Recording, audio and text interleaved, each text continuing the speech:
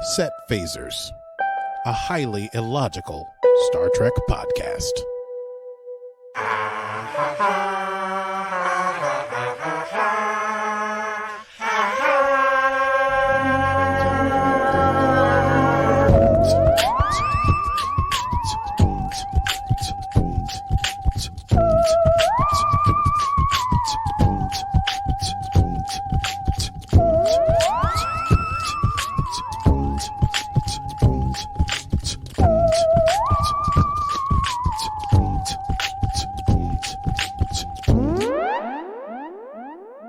Well, hello, Aki.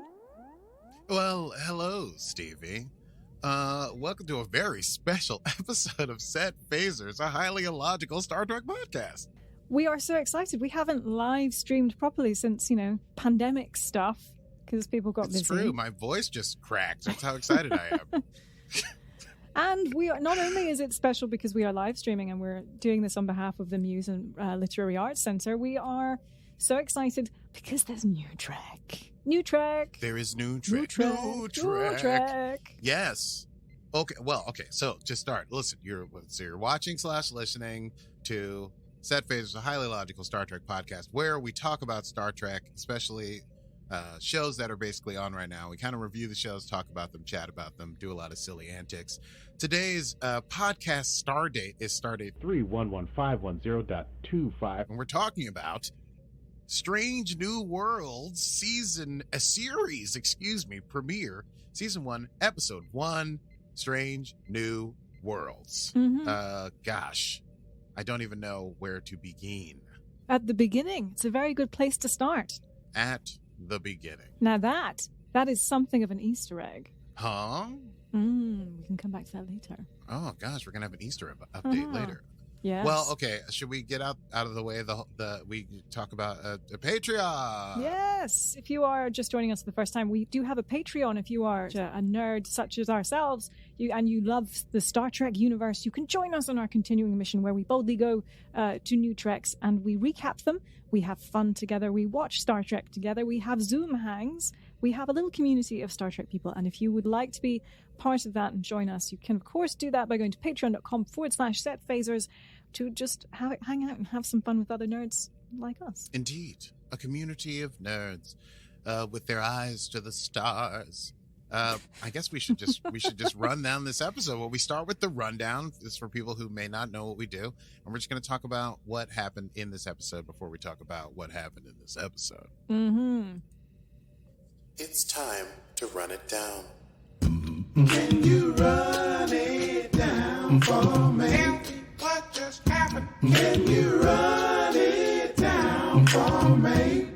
Well, I'd love to run it down. Season 1, Episode 1 of Star Trek Strange New Worlds begins with a cold open and a voiceover. Number 1/Una Chin Riley is talking about first contact and how strange it is. Basically, first contact, you never know what it's going to be. It's fantastical until it truly happens. I mean, that's something we can relate to here now in our time in reality.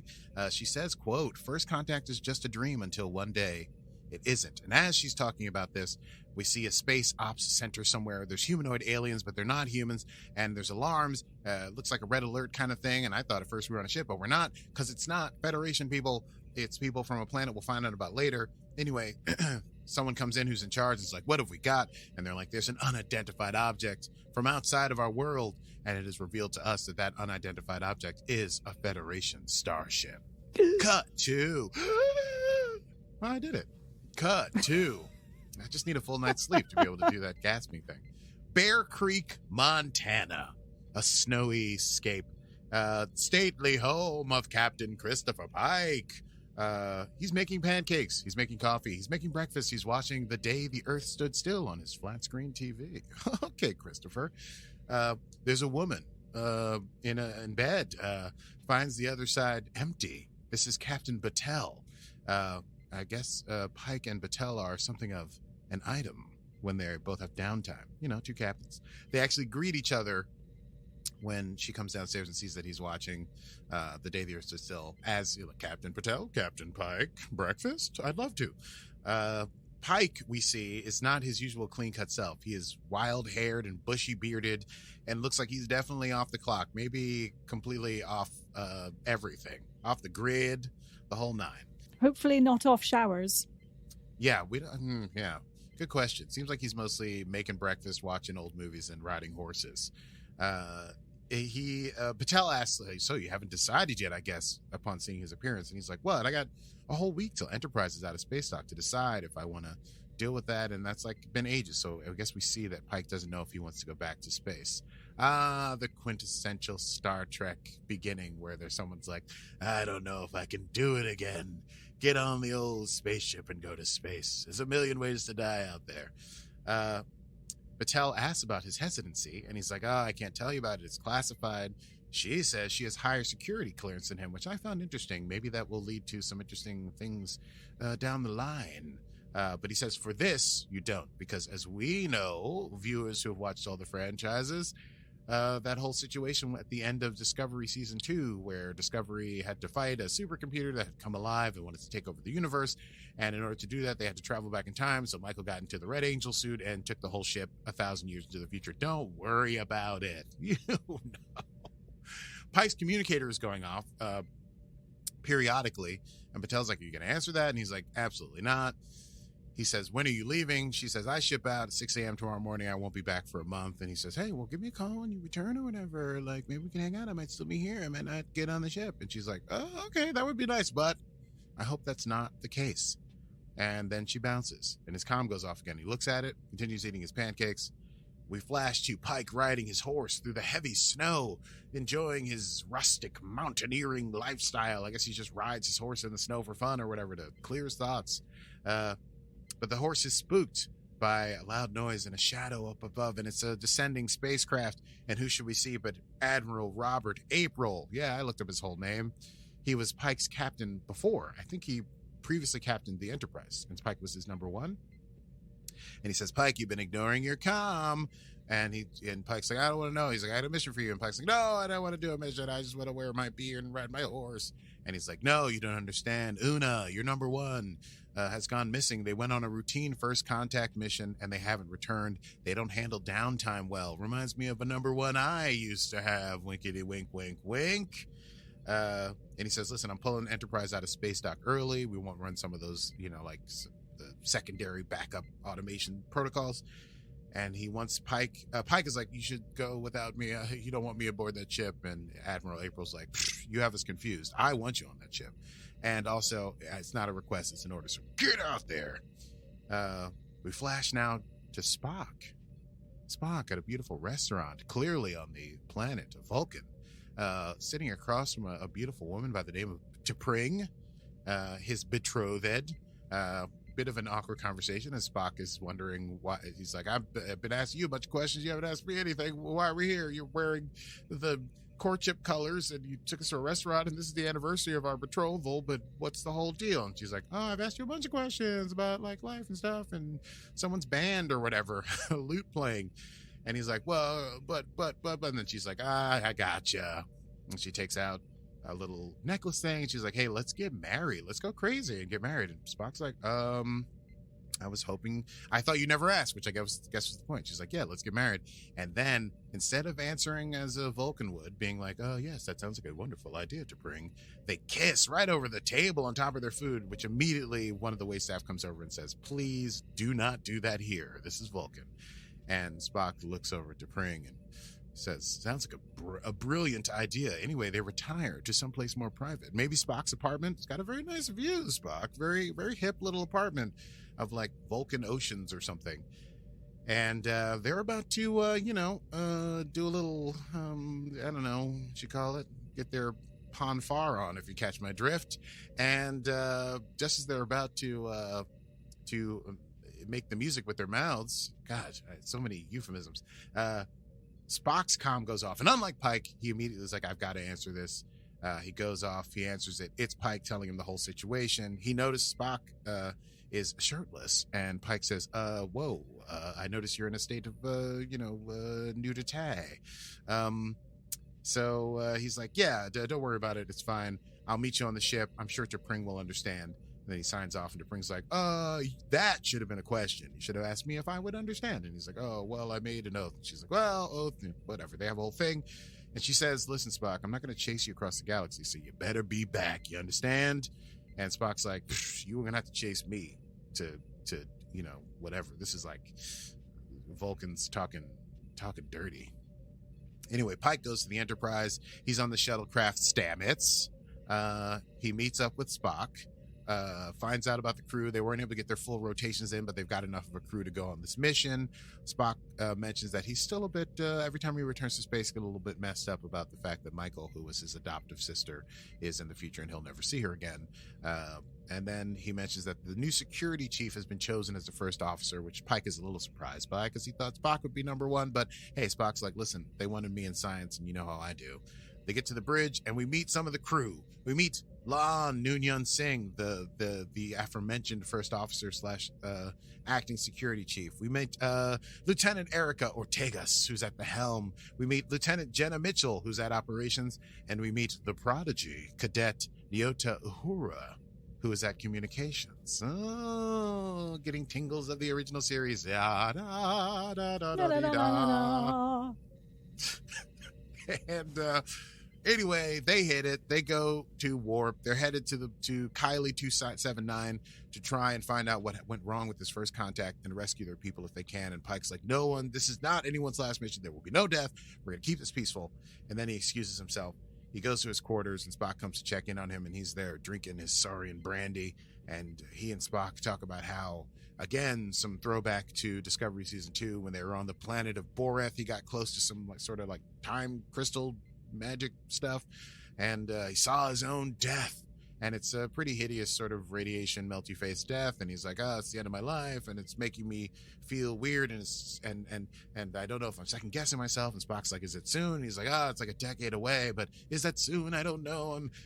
Who should I be? And Spock's like, well, knowledge of your death might make you a better leader, and he's like, I don't know if that's true. And Spock says, hey, just be who you are, the captain.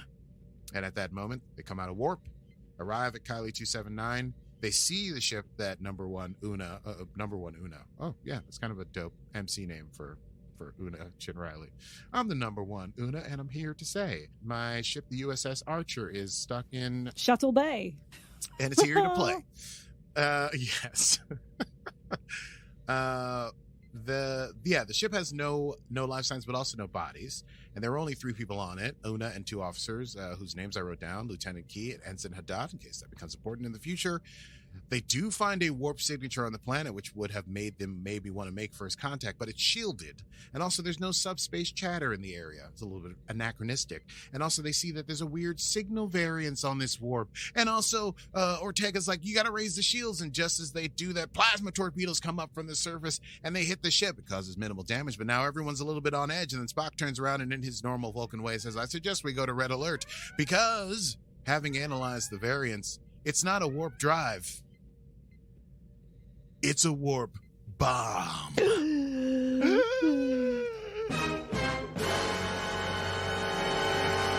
I can't believe it. Yeah, that's our moment when it's gone straight to a soap commercial back in the day. Later in a conference with Pike and La'an, Spock explains, hey, this is a pre-warp civilization. We don't know how they got the tech to make this warp bomb, but it's something they could have done. It's usually made for warp drive, but these kinds of things can happen. So General Order 1 will apply. These people are not ready for first contact, which leads La'an to ask if they're just going to leave their people there on the surface. And Pike says hardly, let's head to sickbay. To go to sickbay. Meet Dr. Mbanga. I guess he and Pike go way back and have a great time.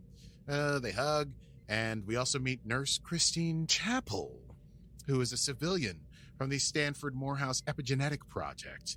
And basically the plan is that Chappell, who knows about genome stuff, epigenetic, is going to adjust their genomes just a bit so they fit in on Kylie 279, are able to go in undercover, find number one and her 2 officers, and bring them back. And we'll deal with the rest when we deal with the rest. However, doing so is going to be very painful, so she suggests administering a sedative before the process. It does so to Pike, mentions to Spock as she administers the sedative, your biology is slightly more complex, so I'm not exactly sure how this is going to work or how long it may last. It may degrade quicker than the others, and is about to do it to La'an, but La'an says, hey, I'll do the procedure, but we're going to do it without a sedative. And Pike's like, whoa, it's going to be really painful. And she's like, listen, you read my file. Are you telling me I have to use the sedative? And Pike's like, I am not. And so she goes, okay. And she gets hit with stuff, and it looks painful. And then we flash forward to... They go to the transporters. We meet Chief Kyle for the first time. We're just meeting people left and right. I mean, this new ship, new people doing new things, strange new worlds. They go down to the surface with only translators and tricorders, no phasers. They energize. They arrive on the planet in an alley. Pike wonders, why is it always an alley? And Spock is a little distraught that he's in shorts. But hey, listen, Spock, you got to do what you got to do to fit in. The planet they discover is wrought with unrest and anti-government protests. This whole thing, there's like a main government, and then there's like a seditious, I guess, by their words, like sort of splinter group, and they've been at war for generations, and the people are protesting, and this weapon, Pike's like, this is that flashpoint. We've seen this on Earth in the 21st century. These weapons could thrust things over the edge. So they find the government building that has the warp signature inside of it. As they're at one of the back entrances, two scientist-looking people come out. La'an asks for permission to act quickly. She goes in, pretends to be injured, manages to get Spock to pick up on what's going on. They neck pinch the people. La'an suggests taking their clothing and badges, using those to match the retinal scans to get in, and leave the two scientists on the Enterprise sedated. They'll just have lost a little time, and we don't have to worry about General Order 1. So the scientists do get on board. They take their clothes. They're lightly sedated. Chapel says she needs more DNA because Spock's coding is already starting to degrade. The two Kylie 279 scientists do not stay under sedation. One wakes up, they gotta put that guy out. The other one wakes up, he just starts running. And Chapel calls it a Delta Scorpio 7 situation, which everyone seems to know what that means. So Doc says, okay, I'll prepare the solution in here for the thing for Spock, and you go get the rabbit. And Doc warns Ortega about the Delta Scorpio 7 situation.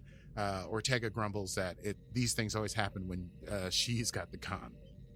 The chase is on. Now here's where it gets very complicated for me to run down. Pike, La'an, and Spock are trying to get in. They don't have time to leave. They're already in line, and there's people behind them, and they're walking through the protest. Chapel is trying to chase the scientist, running into people. He manages to, he's like super scared. He runs into a turbo lift. Turns out he's in the turbo lift with Uhura. Now Uhura, who is, I guess, an expert at things, and also maybe is not using a universal translator, but that's not possible. Does she know the language of Kylie 279? She might. She's a prodigy. Anyway, she gets him chatting about tag ball, which is like the planet's major pastime. And he's like, yeah, you know about tag ball? She's like, yeah, totally. I've heard about all these kind of tag ball things. And he's like, oh, sweet. It's good to chat. Anyway, they're headed to the bridge. She's able to calm him. Meanwhile, Chief Kyle is finding out that when they do get the solution, they're going to have to transport it directly onto Spock's eye. And he's like, transporters do not do that. And Ortega beams in and says, too bad. You're going to have to make it work, Chief. Pike et al., they can't stop. So Pike and La'an are able to scan through because their coding is still holding. Spock's scan fails twice, and security's starting to get jumpy. Meanwhile, Chapel runs back to sickbay, uses the emergency medical transporter to get to the bridge. As the door opens, she sedates the man from Kylie 279. Ortega welcomes him to the Enterprise bridge as he falls over. Uhura and Chapel introduce themselves to each other. Chapel and Benga manage to get a solution together. They send it to Chief Kyle, who's managed to beam it right onto Spock's eye on the third attempt, just as security was probably about to shoot him, and they get through. Kapla! Kapla, kapla. Indeed. I need a sip of my Ractigino after that. They head down into an elevator, because now that they're in the building, they're able to figure out where number one is. And Spock's ears are starting to change. They're in the elevator with a bunch of other scientists who start to notice, but just as seems like something they might comment on, they get to their floor and they get off, just leaving a gobsmacked scientist behind who doesn't know quite what to make of it. They find Una and the two officers, a little worse for the wear. Some of them got shot or beaten up. Una and La'an know each other somehow. They'll deal with that later. They can't transport out of there because they're too low from the surface, so they have to get closer. So they're going to have to walk back to the elevator and get up to be able to beam out.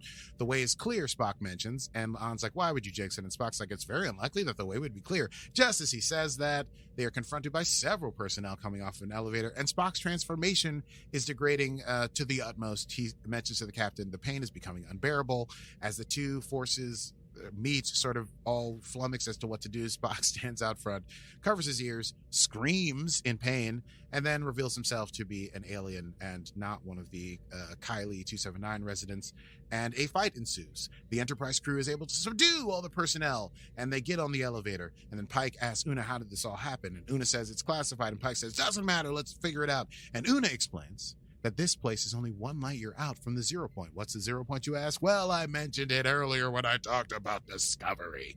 When Discovery had to head toward the future, and there was a big fight with Control in space, and there were all these Klingon and Ba'ul fighters with Kelpians flying them, all trying to hold back Control so that Discovery could jump to the future with their sphere data. There are all these matter, antimatter reactions, and of course this planet was close enough to be able to see through the telescopes all these reactions and be able to reverse engineer some sort of warp style technology, which, because of their war stance, they obviously did towards the idea of war. Thus, Pike realizes this is our fault. We were not circumspect enough. We should have realized there were non-warp capable civilizations here. Pike orders everyone except for him and Spock to go back to the ship. They beam up. The doors open. They're confronted by security. Pike says, hey, take me to your leader. Pike goes to talk to the head of the planetary government. He explains the situation. The leaders mention that there is a seditious faction that they have fought for centuries and that this bomb will allow them to end the conflict. Spock says that, yeah, sure, you can end it, but with mass murder. And the leader says, oh, haven't you had civil unrest on your planets? And they're like, okay, we have. Pike quotes a Kenyan proverb. He says, when elephants fight, it's the grass that suffers.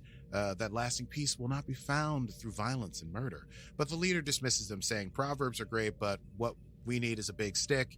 And in a fight like this, the person with the biggest stick is the victor. But as they're led away, Pike is like, what's the good of a rule if you're not willing to die for it and if you're not willing to break it? And so he speaks to his comm, which has been confiscated. Emergency message. He tells Enterprise to drop down to visibility within the atmosphere. Raid sirens go off into the city, and Pike turns around and quips, well, it seems as though I'm the one with the biggest stick here.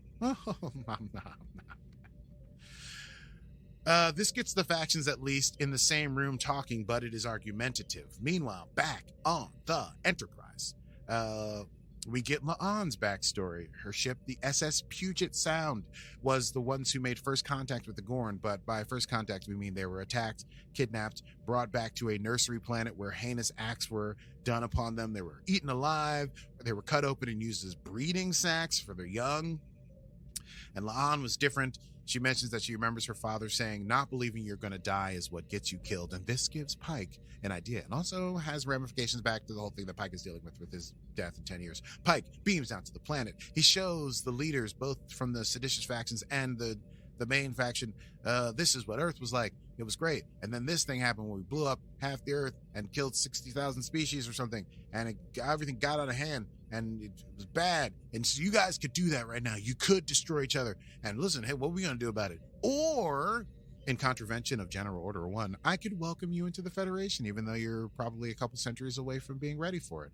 And then we see that they accepted this, a future of the Enterprise having this effect on the people of Kylie 279, cooperation, working together, discovery, scientific, learning people, just wonderful peace and discovery. And so Enterprise heads back to space dock. Admiral April walks in. He's like, man, I'd use all my pull not to get you guys all court-martialed. But because he had to go and he found out all about Discovery, but because the council can't acknowledge the things that happened on Discovery, they can't acknowledge that the people of Kylie 279 were not warp capable because they had warp technology. So it all sort of works out in the end in the loophole. Federation Council is not pleased about this breach of General Order 1, and apparently they're thinking of changing its name to the Prime Directive, which Pike thinks will never stick. Una asks permission to return to the Enterprise, and April asks Pike, hey, you gonna keep the chair? And he does. Pike has a heart-to-heart with La'an about trust, even though he's read her experiences, and we know about the experiences on Gorn. He mentions the pods from the war. Apparently during World War III, scientists sent all these natural pods into space to save the people on the planet and stuff from the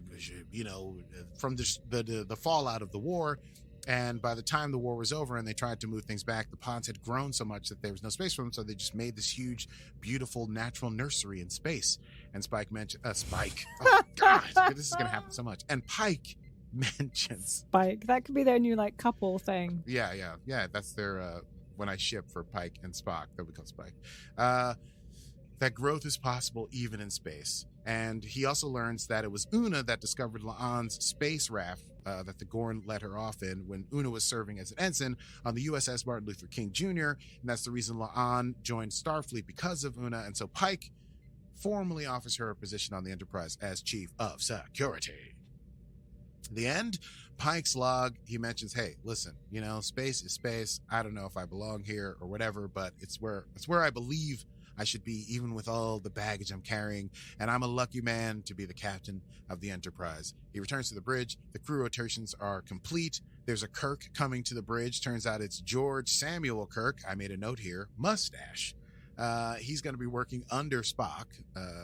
So Kirk's dad's going to be working under Spock. It's the whole thing. New person beams aboard the ship. I looked up who they were. So it's Lieutenant Hammer, and I think is going to be the chief engineer or something like that. But we don't really get to know what's going on in the first episode. Just this new person beaming aboard the ship. Ortega asks for a course. Where are they headed? What are they doing? Pike says we're here to seek out new life and new civilizations, to boldly go where no one has gone before. Uhura says, cool. And Pike says, hit it. And here endeth the end of season 1, episode 1.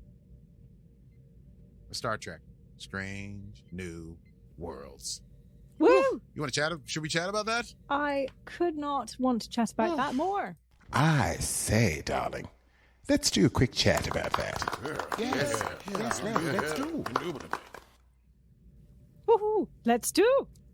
Let's do. Let's do. So how did you feel seeing this new Star Trek and it being Pike? I thought it was so great. It's great to be doing some Pike stuff.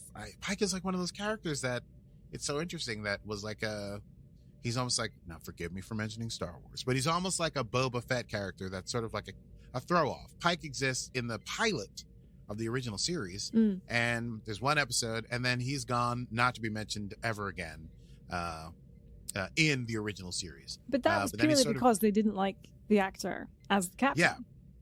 Yeah, and they brought in Shatner. Yeah, but I love this, how they have now built this into canon, and we have a whole series around it. We're not just kind of like rebooting Kirk. We're kind of exploring some characters that have only ever really been seen once or twice. Right. If at all. And then there's also all these characters that we know from TOS who are young, in their younger phase. So like, Uhura. I don't know if this is part of, Uhura, Nurse Chapel, Spock. Obviously Spock. Yeah. Mm-hmm. I don't know. I loved it. It's got a kind of a more fun, cowboy-esque flavor to it, but not quite as like, over the top, like Kirk, like, hey, what's up? Who's the hot lady on this planet? You know what I mean? No one's taking their shirt off. Actually, Spock took his shirt off. Spock took his shirt off right in that first episode. Yeah. But, that's cool that they're betrothed to each other. Now they're like fianced. I don't know what you call it. I liked, Pike is obviously dealing with a lot of heavy stuff, but he is sort of like, he's enjoying the fun of exploration, which is kind of the joy of that sort of TOS thing. And, the episodic thing is just like show up, see cool stuff. Sometimes there's something insane happening and try to fix it. And I think everyone else, I really enjoyed Uhura as the young whippersnapper.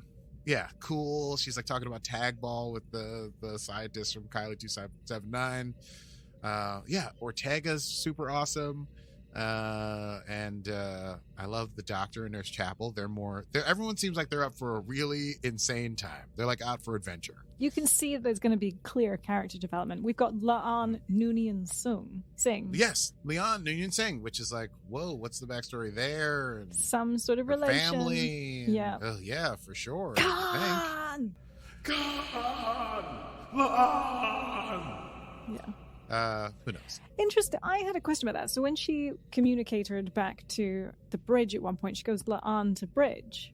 Mhm. Why would she? Because no one ever uses their first name. Why would she go on to Bridge and not Noonien Singh to Bridge? I have no idea. Yeah, they usually go Pike to Bridge. I guess it's up to you. I Do whatever you guess. want. You could be like, hey, man, wait, a Worf. I guess Worf only has one name. Scotty. They call it Scotty. Did he ever say no? His last name is Scott. Yeah, I cannot find an example as I read my mind right now of someone using their first name. But When they have a surname. yes, when they have a surname, exactly. Mm. I wonder if it was just so that we don't think too much about the Noonien Singh business. Maybe a little red herring. I'm already getting Throw my us off the tinfoil scent. hat on. Oh. Yes. Yeah, obviously Spock and T'Pring. We're going to learn a little something, because some complex romantic interactions there, but true Vulcan love for sure. I'm very interested in Captain Batel and what their whole mission is. I feel like it was referenced with enough gravity, but also enough offhandedness that maybe what they're doing when they're gone for a month is something important. You know what I mean? Yes. I'm interested. Now, how do you feel about the episodic thing? I'm into it. Yeah. But so I was watching Akiva Goldsman on the Ready Room. And he was talking to Will Wheaton. Will Wheaton. And he actually made a really good point about, is it hard going from the sort of serialized arc versions of Star Trek that they're so used to making, going back to the sort of episodic nature? And what he said was the character arcs are essentially serialized because you can't kind of contain all of the emotion that one character experiences within one episode and then just move on to the next as they used to do. They are going to take that with them. So that's right. I feel better about that. Yeah, obviously these characters are less. I mean, this was a great pilot. Think of every other Star Trek pilot, and all the characters are so wooden and like, "Hi, I'm from this place, and I did this thing, and that's why I want to be on this ship." "Hi, I'm also from this place." There's much more interesting stuff going on here. So I think that will bridge the gap. But I like that we'll always be in a new place, and there'll be a new problem to solve, and they'll have to find some way to tie it into some character's development. I'm very excited. And you know what? I didn't know about Chief Kyle, but I already like Chief Kyle. He's already full on living the Chief life, being told to do the impossible day one by the acting captain and having to do it. I love a Chief. Yeah. Should we get into Easter eggs? Yes.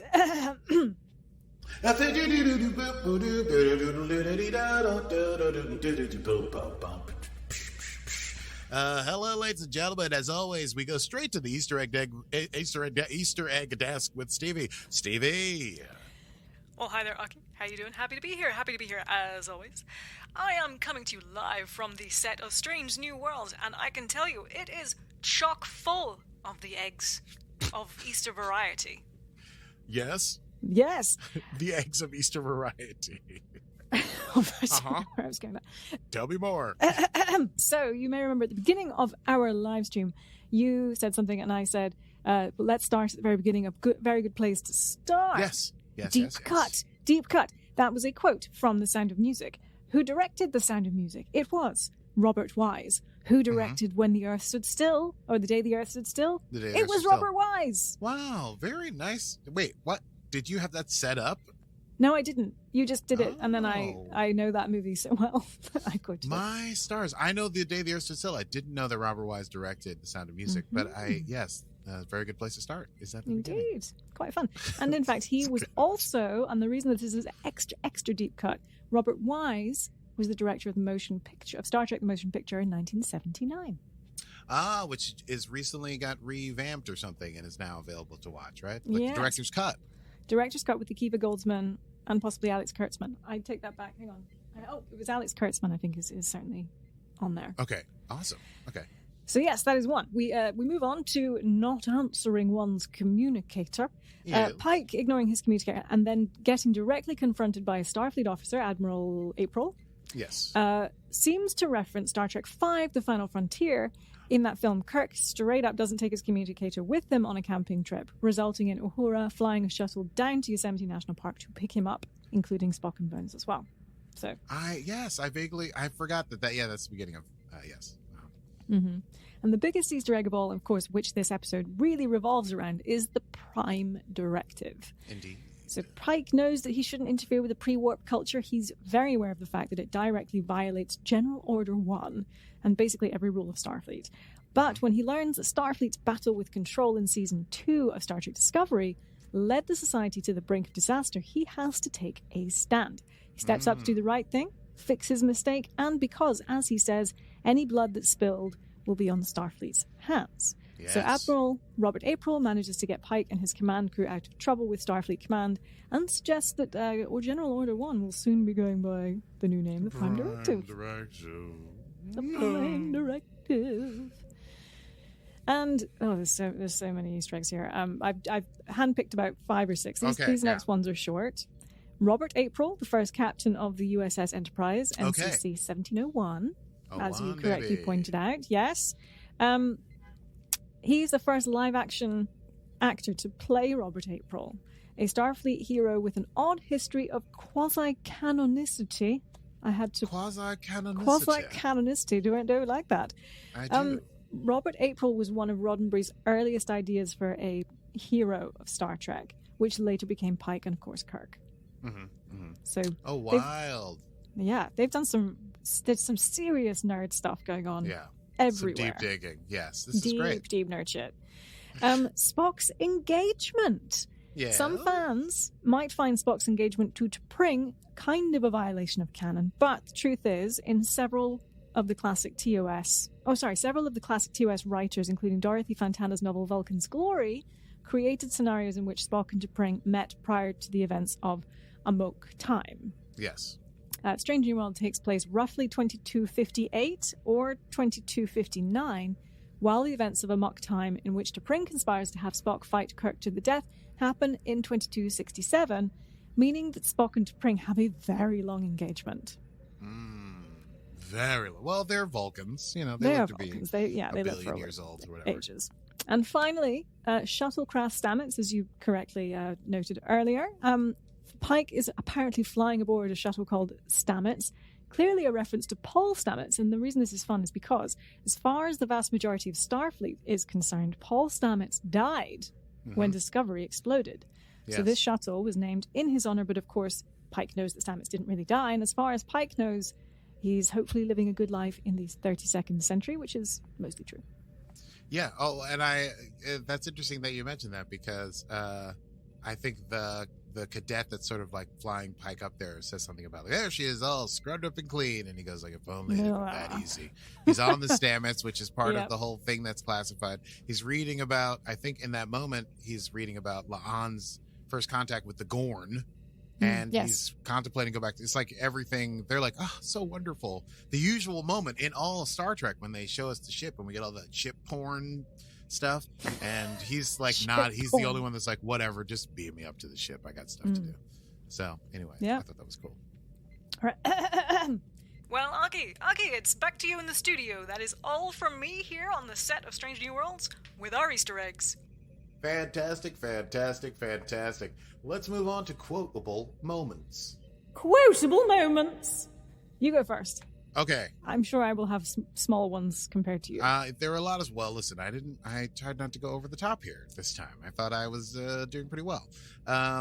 Well, I very much loved Una's speech at the very beginning, the what do you call it? The voiceover, where she says, "No first visit from the stars. The first visit from the stars is always the province of children's stories and science fiction. First contact with aliens always lives squarely in the impossible. First contact is just a dream until one day it isn't." Loved that. It was her log entry, right? Yeah. Sorry. Yeah. It's a log entry. Yeah. Yeah, it was a log entry before they make first contact, I guess. And there was some quipage that I enjoyed. When Spock, are you naked? No, Captain. And then T'Pring says, "No, Chris, he's not. He was about to be. It's a special night." I like that. Anyway.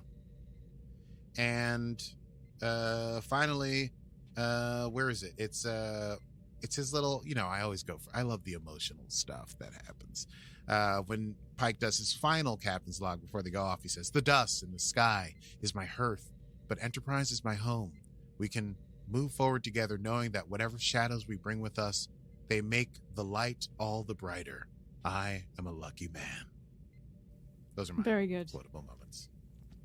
Well, all right. I had Pike. Okay. Sorry, it's my turn. Pike Killer saying, Romulan warrior nuns. Killer warrior Romulan nuns. Yeah. That is an old reference if you have just joined us the first time. Picard season 1. Yeah. Tongue twisters every season.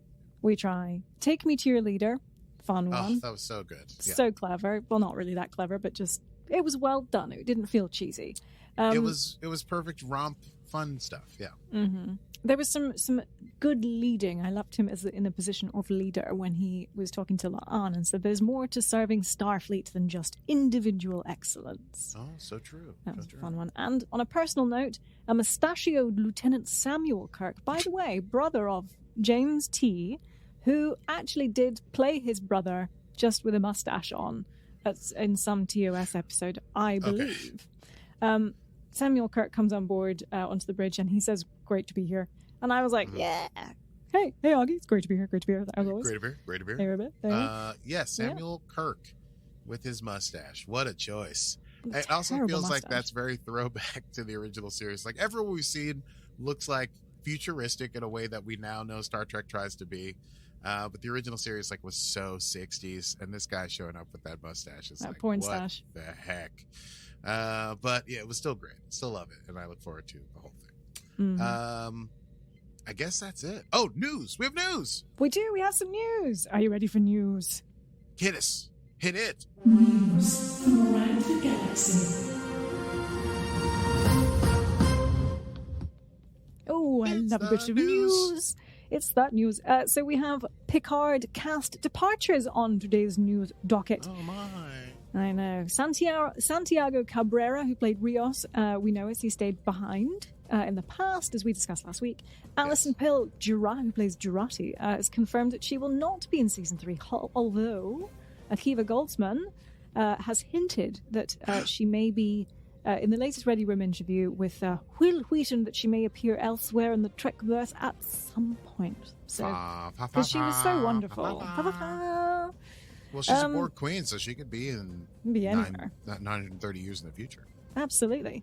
Evan Evagora, who plays Elnor, announced on Instagram that he won't be returning for season 3 as well. Issa Brones, who played Corey and all of the synthetics, really, will also not be returning.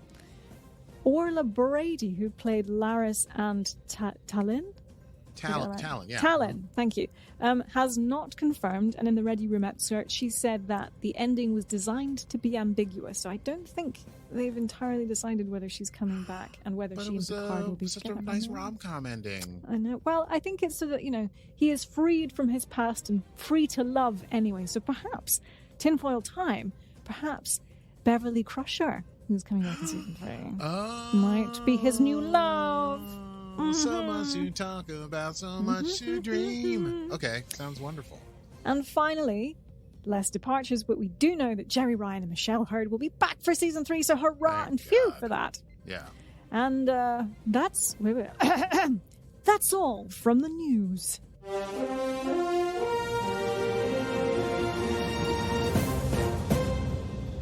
All right. Well, should we go to next time? I mean, yes. Okay, let's go to next time. Let's go to next time. Next time Whoops. on Set Wrong buttons. Phasers. There we go.